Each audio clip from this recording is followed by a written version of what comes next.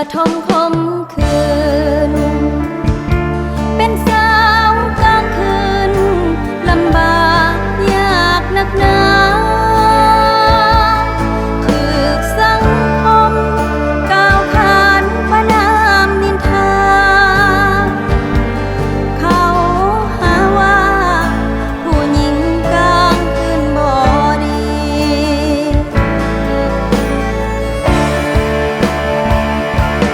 แต่ความจริง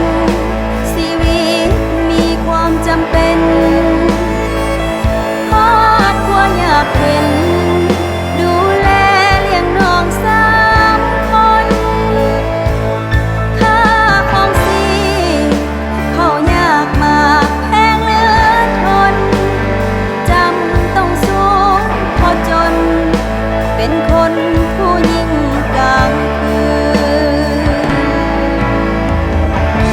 ยิ้มแย้มแจ่มใสบริการแก่ก็เพื่อแลกกับเงินก่อนจะได้มา มีไผหูข้างในคือหยาดน้ำตา แต่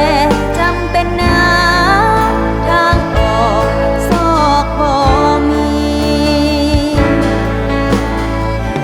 นี่แหละชีวิตผู้หญิงกลางคืนหวานอมขมกืนหาเงินด้วยความจำเป็นขายแต่เหล้าอย่าเข้าใจว่าขายแนวอื่นจากใจผู้หญิงกลางคืนหวังว่าสังคมพอเข้าใจ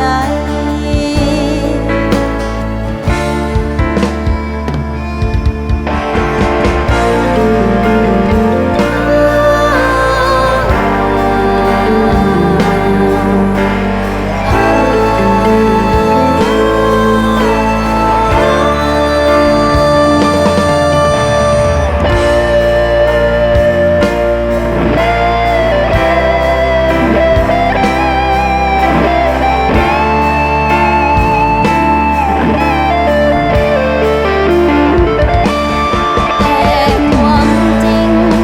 ชีวิตมีความจำเป็นครอบครัวอยากเห็นดูแลเลี้ยงน้อง3 คนค่าของสิเขายากมากแพงเหลือทนจำต้องสู้พอจน